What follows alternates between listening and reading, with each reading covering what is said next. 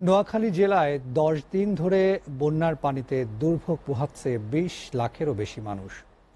এতে খাদ্য সংকট দেখা দিয়েছে। সরকারি বেসরকারিভাবে পাওয়া ত্রাণের মাধ্যমে খাদ্য সংকট কিছুটা দূর হলেও তা পর্যাপ্ত নয়।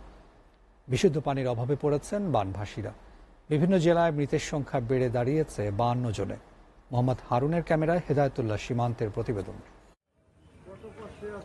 নোয়াখালীতে টানা বৃষ্টি ও উজানের পানিতে বন্যা পরিস্থিতি কিছুটা উন্নতি হয়েছে, যদিও এখনো ডুবে আছে নিম্নাঞ্চল, যার কারণে জেলার 8টি উপজেলার 87টি ইউনিয়নের 21,25,500 মানুষ পানিবন্দী রয়েছে।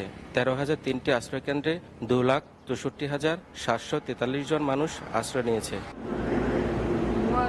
নোয়াখালীর ছাটখিলের বন্যা পরিস্থিতি ক্রমান্বয়ে অবনতি হচ্ছে, ডুবে আছে বাড়িঘর। মেন রোডের উপর পর্যন্ত পানি আছে, আপনারা দেখেন তারপরে কি অবস্থা। এই যে বাড়ি ঘরের সমস্ত পানি আর পানি, এই যে এই এলাকাতে মানুষ না খাইয়া মানুষ থাকতেছে। বেগমগঞ্জ উপজেলার নিম্নাঞ্চলে এখনো পানিবন্দী হাজার হাজার মানুষ। বেশি নামাজ পড়ালো মসজিদে হানি উঠে গেছে। দিকে তো মানে সব মানে আপনার বাড়িঘর তলাই গেছে, মানে আপনার পানি নিচ্ছে, এখন শরীরের মতন কোনো রাস্তা নাই। সেনবাগ উপজেলার 8 নং বীজবাগ, কাজেরখিল গ্রাম সহ প্রত্যন্ত অঞ্চলেও পানিবন্দী মানুষ। কোন রকম খাটাই নেই, বাল বাচ্চা লই লই এই এরকম ফ্যামিলি আছে যারা আশ্রয়কেন্দ্র আসতে পারে না, কিন্তু ঘরের উপরে তারা পানির উপরে বাঁচতেছে। 4-5টা চৌকি একসাথে দিয়ে তারা এখানে বসবাস করতেছে। ওই ফ্যামিলিগুলো একটু সমস্যা বিরাজ করছে। স্থানীয়দের অভিযোগ, উপজেলার সাবেক চেয়ারম্যান আবুল কালাম 100 বছরের কালভার্ট বন্ধ করে রাখায় বীজবাগের পুরো এলাকায় পানিবন্দী অনেকে। আমাদের এই অঞ্চলের সাবেক উপজেলা চেয়ারম্যান আবুল কালাম আজাদ সাহেব তার এই জায়গায় ভরাট করে বাউন্ডারি ওয়াল করার কারণে এই পানিগুলো এখন নিষ্কাশন হচ্ছে না।